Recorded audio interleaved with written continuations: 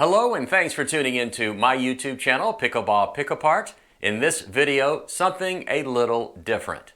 I have some questions I would appreciate you answering.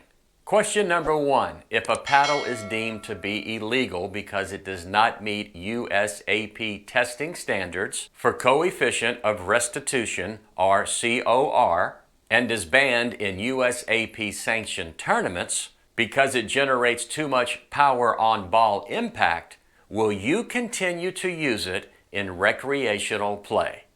Now there are 7 paddles that will soon be banned in sanctioned tournaments. Those paddles include the Yola ModTa15, the Gearbox Pro Power Elongated, and 4 Pro Kinetics Black Ace paddles. Last week, I posted a couple of videos in which players were playing with the Yola ModTa15. I mentioned come July 1st of this year, that paddle will be banned, so the players might as well throw them away. I had some players who agreed with throwing them away and others who did not. One viewer wrote that there was no way he was going to get rid of his paddle.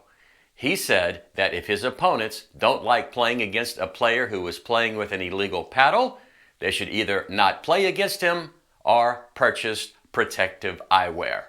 So here's question number 2. How will you feel playing against a player who is playing with a paddle that has been deemed illegal?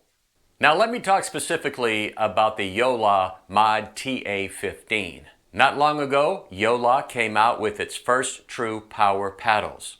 They were the Generation 3 or Gen 3 paddles. After a short period of time, those paddles were determined not to meet USAP standards and they were banned. So Yola kind of tweaked them and reintroduced them as the Mod 15.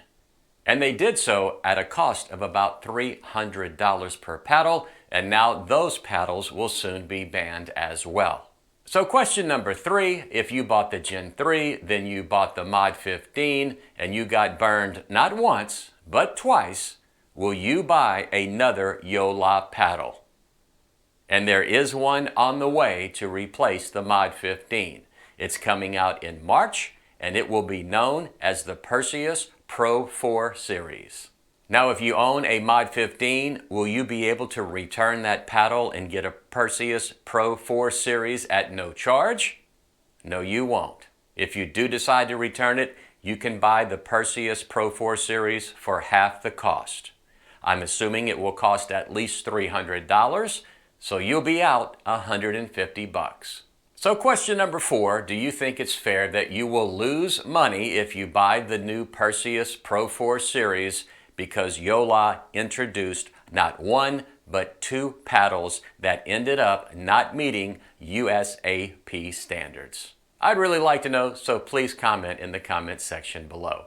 As we all know, pickleball is growing and growing and growing, and it shows no sign of slowing down.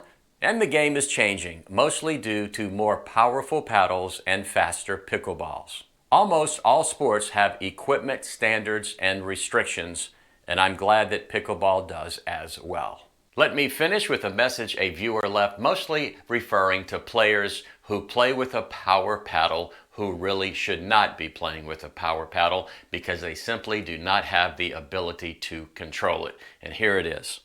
In the 1970s, wooden rackets were on their way out for tennis. Jimmy Connors was tearing up the circuit with his Wilson 3000 metal racket. So I bought one.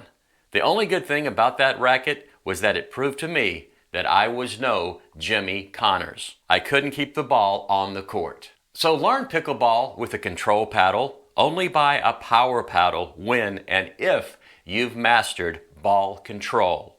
Starting off with a power paddle is like buying a Bugatti as your first car. I think that's really good advice.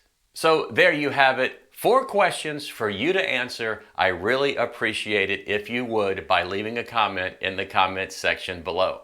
That's it from Pickleball Pick-Apart. I really hope you learned something from watching this video. And if you did, I hope you take the time to like it, subscribe to my channel, and click the notification bell so you'll be notified when I post a new video.